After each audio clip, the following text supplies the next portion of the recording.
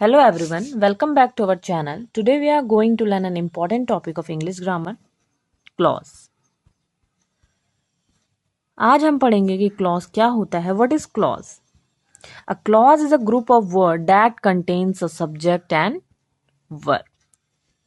Clause शब्दों का एक ऐसा ग्रुप होता है जिसमें सब्जेक्ट और वर्ब होती है. क्या होती है? जिसमें सब्जेक्ट और वर्ब होती है. क्लॉज सेंटेंस का पार्ट होता है. क्लॉज की बेसिक कंडीशन क्या होती है कि क्लॉज बनाने के लिए दो चीजें जरूरी होती है. पहला होता है सब्जेक्ट, दूसरा होता है वर्ब. सब्जेक्ट जो काम करता है, क्रिया जो एक्शन बताती है. जैसे राम प्लेज क्रिकेट, तो राम क्या हो गया? सब्जेक्ट हो गया. प्लेज क्या हो गया? वर्ब हो गया. राम सब्जेक्ट बता रही है जो काम करता है, और वर्ब क्या बता रहा है? प्लेस क्या बता रहा है? एक्शन बताती है. ठीक है. तो क्लॉज का एग्जाम्पल मैं देती हूं आपको. शी इज सिंगिंग, तो इज सिंगिंग क्या हो गई? वर्ब हो गया. और शी क्या हो गया? सब्जेक्ट हो गया. तो ये क्लॉज है. ठीक है. अब फ्रेज और क्लॉज में क्या अंतर होता है? अगर आपको अभी तक ये नहीं पता कि फ्रेज क्या होता है तो मेरी पिछली वीडियो को जरूर देखें. उसमें आपको फ्रेज डिटेल में पता चलेगा कि फ्रेज क्या होता है. Phrase does not contain subject and verb. Phrase में सब्जेक्ट और वर्ब नहीं होती है. सब्जेक्ट और वर्ब नहीं होती है. और क्लॉज में सब्जेक्ट और वर्ब होती है. ठीक है. टाइप्स ऑफ क्लॉज स्ट्रक्चर के बेस पर.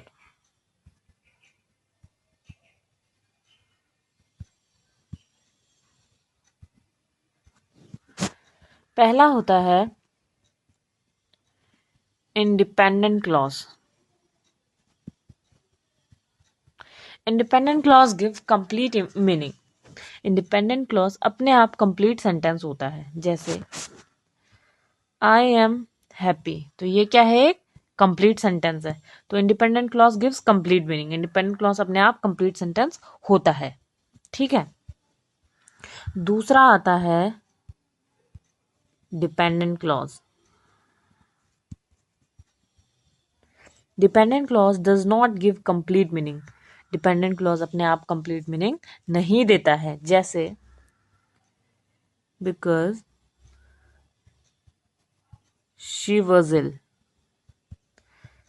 तो ये क्या है? एक इनकम्प्लीट सेंटेंस है जो कंप्लीट मीनिंग नहीं दे रहा है. तो she did not come because she was इल.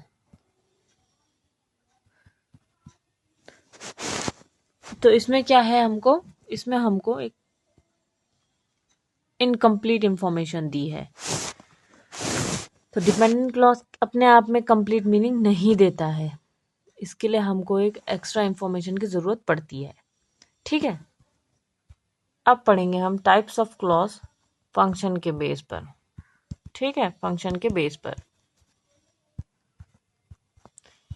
पहला है हमारा नाउन क्लॉज.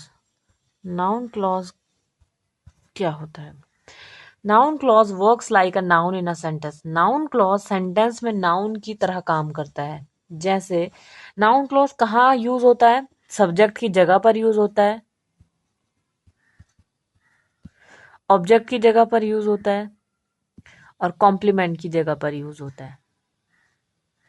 ठीक है. इन तीनों जगह पर क्या यूज होता है? इन तीनों की जगह पर नाउन क्लॉज कहाँ यूज होता है? इन तीनों की जगह पर नाउन क्लॉज यूज होता है. जैसे what you said is correct. What you said is correct. तुमने जो कहा वो सही है. तो व्हाट यू सेड ये क्या हो गया? Noun clause. ठीक है।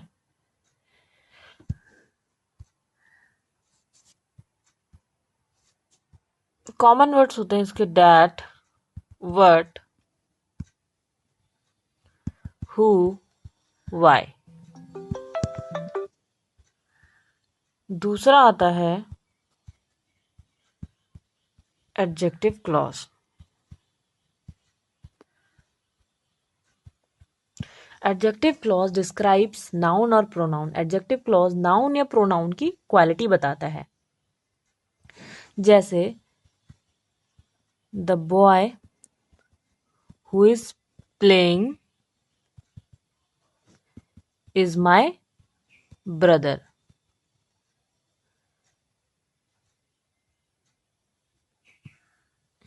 तो यहां पर जो लड़का खेल रहा है वो मेरा भाई है। हु इज प्लेइंग क्या हो गया?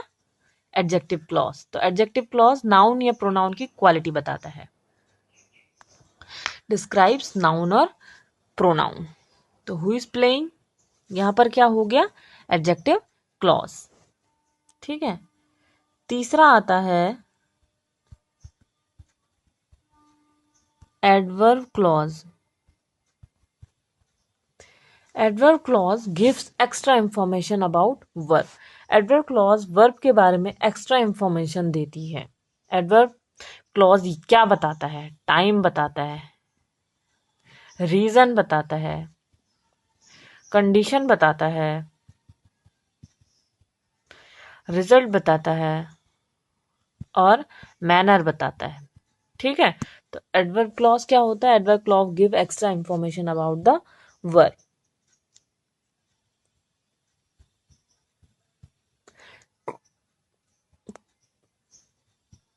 क्लॉज का स्ट्रक्चर फॉर्मूला क्या होता है? क्लॉज का स्ट्रक्चर फॉर्मूला होता है subject plus verb plus extra words. जैसे she is writing a letter.